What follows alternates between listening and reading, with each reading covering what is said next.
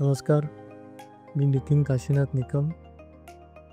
12 तारखेला शुक्रवारी सकाळी अचानक माझ्या पोटात दुखायला लागलं आणि सडनली माझी तब्येत अचानक सिरियस झाली. त्याच्या 2 दिवस अगोदरपासून मला वॉशरूमला एकदम काळ्या रंगाचे वॉशरूम होत होते. तर नेमकं कशामुळे होतं ते कळत नव्हतं. 12 तारखेला शुक्रवारी जास्त तब्येत खराब झाल्यामुळे होरायझन प्राईम या हॉस्पिटलमध्ये मला घेऊन आले.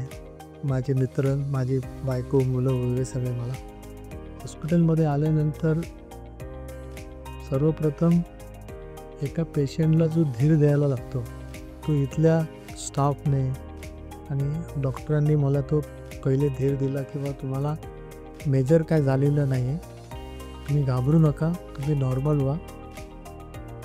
OPDतनं एमर्जन्सीमधनं मला डॉक्टर धनसे यांनी पहिले मला ट्रीट केलं. पण नंतर त्यांना कळालं की हा कार्डिओचा प्रॉब्लेम नाही आहे, हा अल्सरचा पोटाचा यांचा खूप मोठा प्रॉब्लेम झालेला आहे. मग त्याच्यानंतर राजदीप मोरे सरांकडे माझी केस ट्रान्सफर करण्यात आली आणि राजदीप मोरे सरांनी माझं एंडोस्कोपी केलं.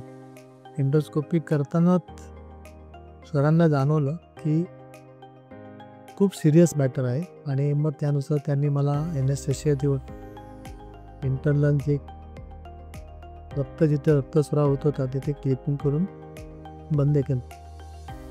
त्याच्यानंतर मला जवळजवळ मी 7 ते 8 दिवस ICUमध्ये होतो. माझ्या पोटातली जी घाण होती, म्हणजे रक्त जे साठलेलं होतं ते त्यांनी व्यवस्थित केलं आणि हळूहळू 7 दिवसात माझं पूर्ण पोटातलं रक्त थांबलं, ड्रॉपिंग व्हायचं. आणि एवढ्या छान प्रकारे माझी ट्रीटमेंट केली डॉक्टर राजदीप सरांनी का मी एक सिरियस पेशंट पण त्यांनी एवढा शांत पद्धतीने आणि एवढं पर्टिक्युलर टायमिंगमध्ये त्यांनी व्यवस्थित केला. नर्स असो, वॉर्डबॉय असो, सगळ्यांनी माझी काळजी इतकी छान घेतली. म्हणजे मला तर सगळं जागेवरच करायचं होतं. मग डायपर लावलेला असायचा, पण त्याच्यात पण क्लिनिंग, साफसफाई, गरम पाण्याने व्यवस्थित मला क्लीन करून, साफ करून व्यवस्थित करणं. स्पेशल थँक्स मी देईन डॉक्टर वैद्य सरांचे. वैद्य सर फक्त या हॉस्पिटलचे मालक असे नाही आहेत, ते ICUमध्ये मला रोज येऊन भेटायचे आणि रोज माझ्या तब्येतीची काळजी विचारायची, चौकशी करायची आणि मला वारंवार धीर द्यायचे की काही काळजी करू नका, तुम्ही व्यवस्थित होणार.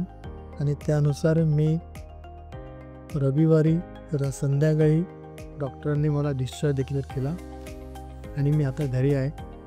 रेग्युलर माझा फॉलोअप चालू आहे आणि डे बाय डे माझी तब्येत आता ह्या सिच्युएशनला मी असं म्हणू शकतो की मी या आजारातनं व्यवस्थित मुक्त झालेलो आहे. फक्त आता माझा डाएट मला फॉलो करायचा आहे.